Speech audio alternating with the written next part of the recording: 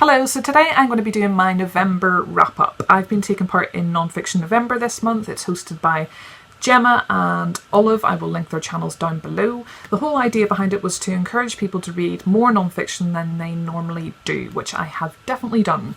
There were also 4 prompts that were included that you could use, which were home, substance, scholarship and love. You could interpret them in any way you saw fit. Initially I kind of ignored those prompts, and then I decided that I really like prompts, so I tried to kind of use them a little bit. So I'm going to tell you what I read this month and let's get into it. For home, I read 2 books that fit into that category, the first of which was Angelou's I Know Why the Cage Bird Sings. I do not have said book to hand, as I borrowed it from my girlfriend and I have since given it back to her and put in a request to get the next one. Angelou has written a series of biographies, so I've obviously read the first one and now I am very much in need of reading the next one and the next one and the next one. So you're probably getting the hint here. I obviously absolutely loved the first one. I Know Why a Cage Bird Sings was absolutely terrific, guys. The writing is incredible, her story about her life is just so compelling, and I just thought it was fantastic and brilliant and excellent and just basically all the adjectives. Angelou talks about her life growing up. She deals with heavy topics such as race and abuse. She talks about these subjects in such an honest, blunt, direct way without it falling into the misery memoir category, and I think that that's so commendable. When you're talking about such heavy subjects, it's very easy to fall into that, and at no point did I feel manipulated into feeling sorry for her or into feeling sad. More than anything, all I really felt was admiration. I think that she's incredibly wise, incredibly positive. She's been through this stuff, but she talks about it in such a growing up and positive way. I honestly just really admire her as a human being, and I really can't wait to read more from her. One of the things in particular that I admired is that she's talking about abuse that she's experienced. What's incredible is that she really illustrates perfectly the complexities of the emotions that a child feels when they go through that.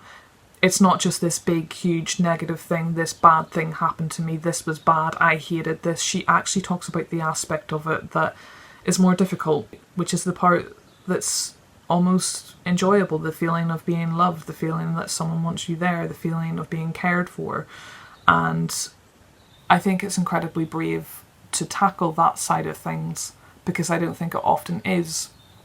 And it's the combination of the badness of it and the goodness of it that make it so complicated an experience, and she writes about that in such a perfect way. I just really honestly love this biography. I think that she is an incredible writer. I am just so inspired and I look up to her so much, and I cannot wait to read the rest of her biographies. I loved it so much that I also picked up this one. This is a children's book, The Little People Big Dreams, and this is the Angelou one. I've got this for one of my nieces. There's a whole series of these. I have them all to give my nieces for birthdays and Christmas. But I particularly wanted to get this one just because I've obviously read the biography and I feel like she's an inspirational woman, and I wish that I'd read this book years ago, and I wish that I read it at school. Obviously this is a children's book, it doesn't talk about the really hard-hitting subjects in the same way, but I just think it's important for young people to know about people such as Angelou. So if you haven't read it, I do really encourage you to do so. It's one of those books that I think is often included in the must-reads, everyone must read list, and I think it definitely deserves to be there. The next book that I read was Fun Home by Alison Bechdel. This is a graphic memoir. It obviously fits the home category because it's got home in the title, and also it's very much about Alison's home life, in particular her relationship with her father. Her father is a gay man and Alison herself is also gay. This is obviously quite an interesting dynamic. It's one that I also can relate to. I did mention in my TBR video of this one that I picked this up because I read the back and was like, oh my goodness, why has someone written about my life? My dad's gay and I'm gay. But having read this, her life is also very different to mine. And I just found it fascinating, and it was really interesting to read about her entire relationship with her family. Families are vastly interesting, and I think that it was really creative to write a memoir in this format of a graphic novel. The style itself is quite simplistic, but it's really clear.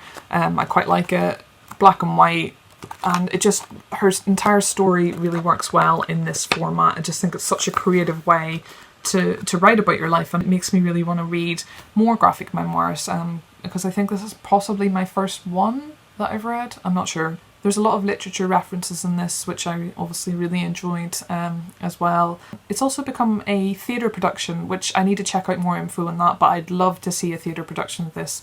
It's just simple, great storytelling done in a way that is super creative as a graphic memoir. Yes, 4 stars from me.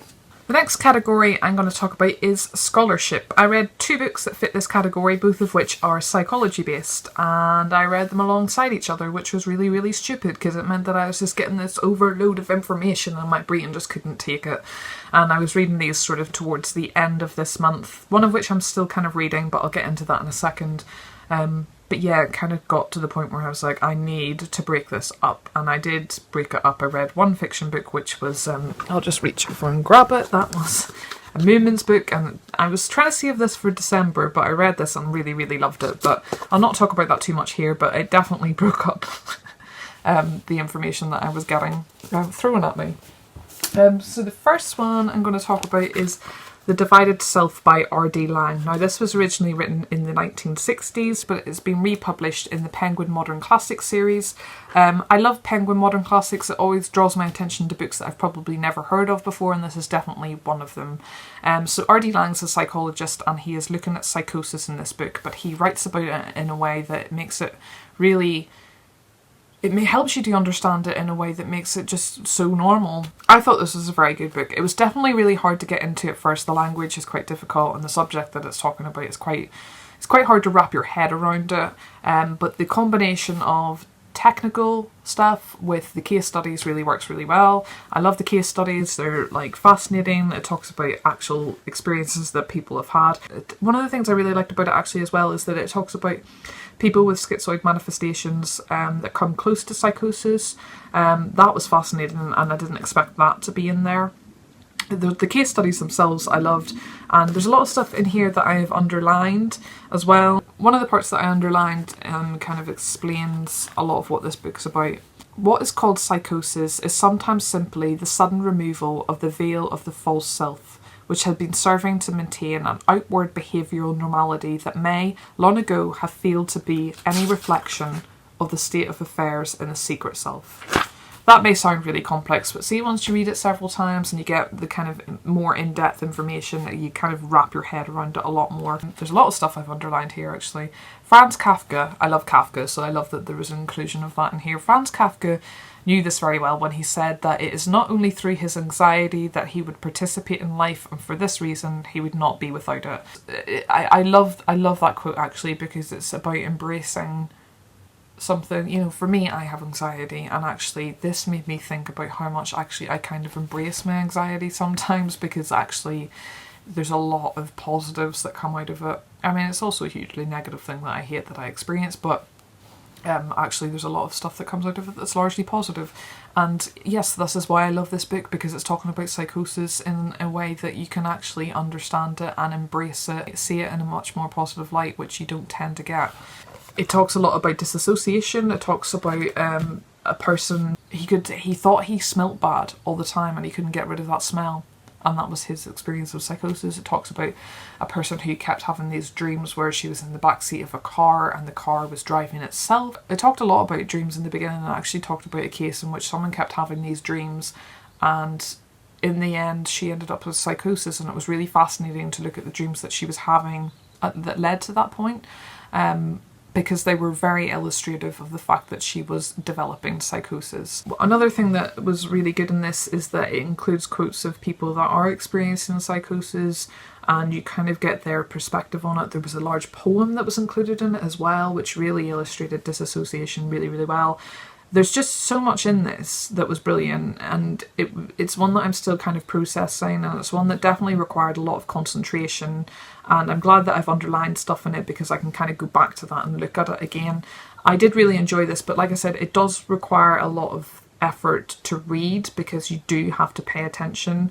I do recommend this one if you have any interest in understanding psychosis, if you have any interest in psychology in general. I think that it definitely will open your eyes up massively. Before I read this, I thought I was understanding of the subject, but I am even more so. I find it really fascinating to read about the experiences that people have with psychosis, but I just loved I just loved R.D. Laing's whole attitude towards it, and it's definitely changed mine a little bit, and it's really normalised psychosis, and I think that everyone should have that perspective. The next book that I read was this one. I always take the dust jacket off. I am still in the middle of reading this. I've got like 90 pages left or something. So technically this shouldn't be in a wrap up, but I feel like I've read enough that I can talk about it. This is Before You Know It by John Bargh. It talks about unconsciousness. Yes, the problem is that I read this alongside The Divided Self, so it was an overload of information. But what was really nice about this one, this is annoying me, I have to put the dust jacket back on again. Bear with me. So yes, this is a book that is looking at unconsciousness. It's a book that includes a lot of studies. It's kind of a little bit like study after study after study, and it does get a little bit much, but they are fascinating. It just is a little bit of an overload. One of the things it talks about in the beginning is our unconscious pro-white basis, so it's looking at race. That was really fascinating. One of the studies looks at if you are a particular group that is stereotyped as not being good at something, if you are primed to think about that before you carry out a task, it will influence how you do in that task. So for instance, it looks at a group of Asian females and they are taking a maths test. If before that maths test they have to tick a questionnaire where it looks at their ethnicity, they tick Asian, they end up doing really well in the test because it's, you know, stereotyped that Asians are good at maths. If at the start of the test they had to tick female, they ended up doing worse in the test. It talks about a study with a teacher and students.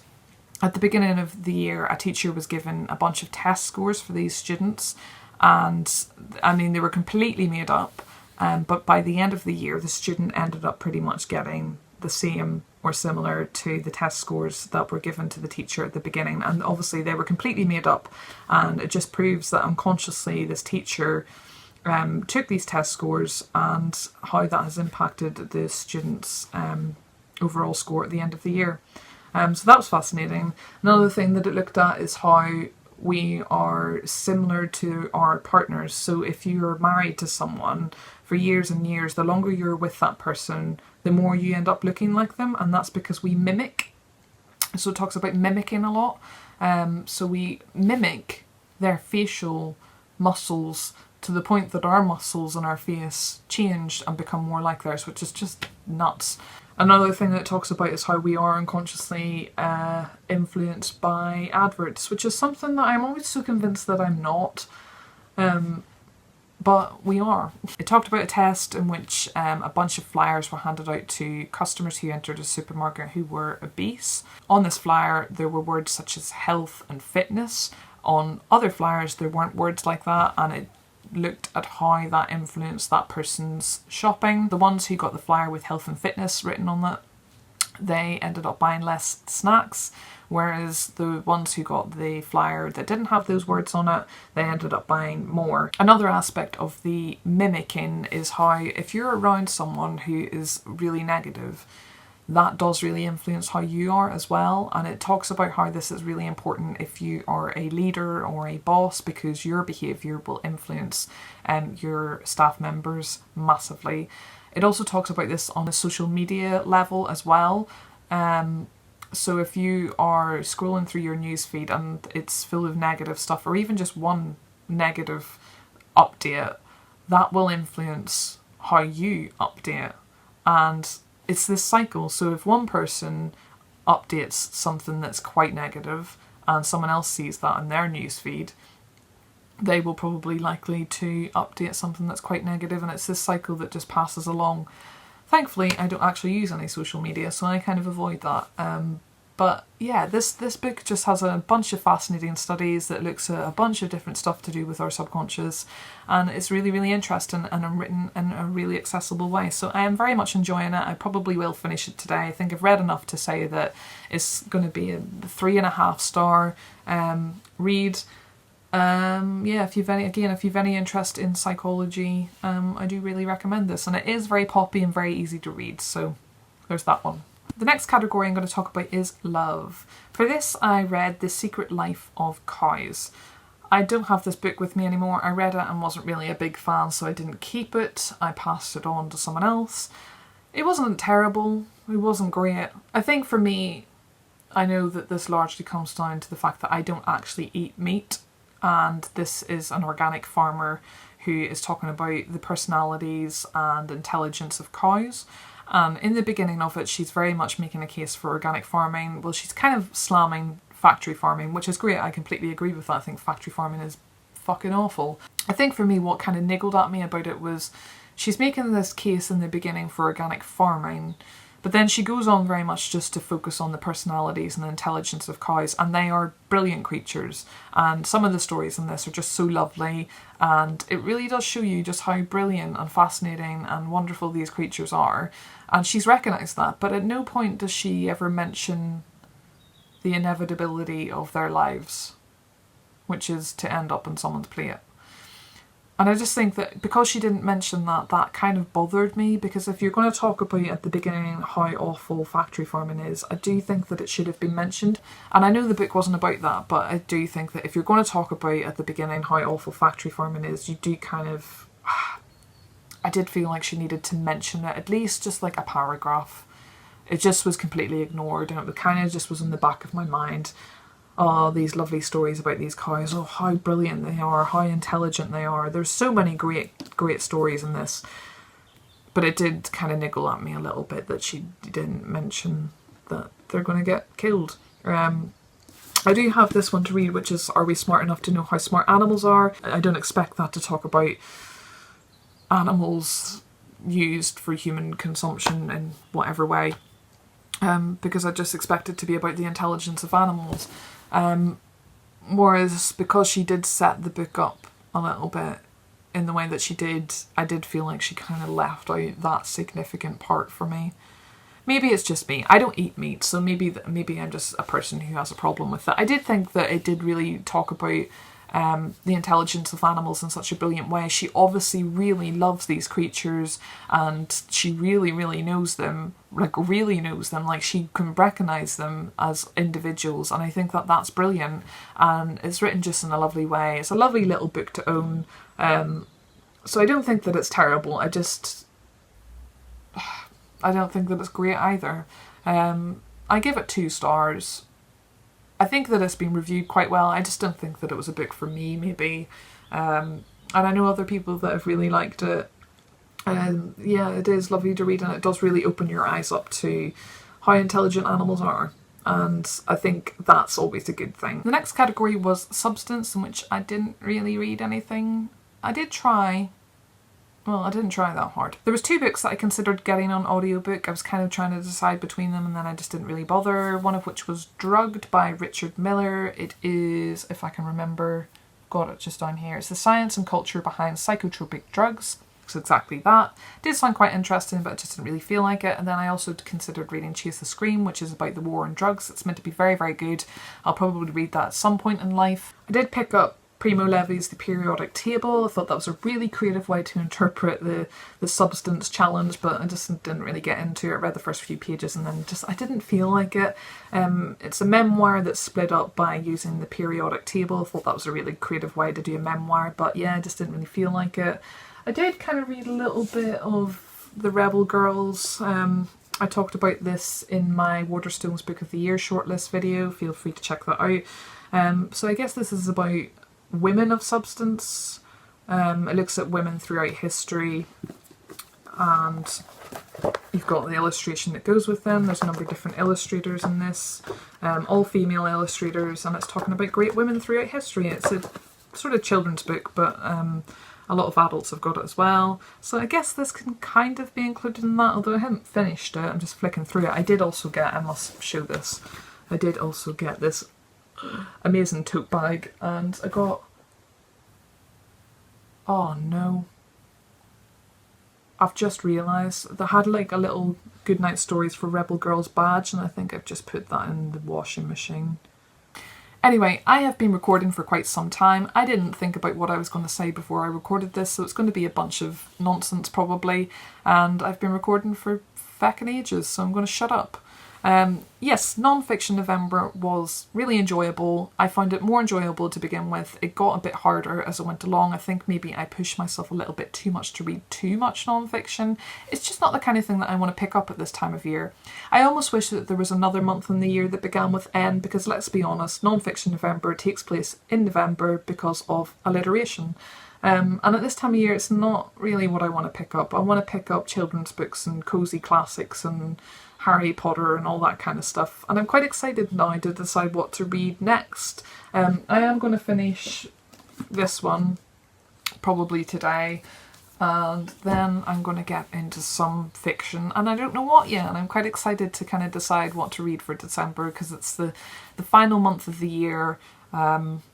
It's a particularly busy month for me because I work in a bookshop, and all you lot are coming in and buying all your Christmas presents and making me really busy.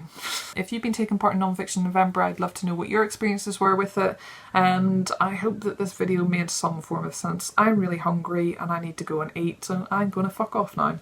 Thanks for watching, and I'll see you again in the next one. Bye guys. Probably should have organised my thoughts a little bit before I did this. Fuck it. Let's go. What the fuck was that? Words. Words. Words. Words. What words? I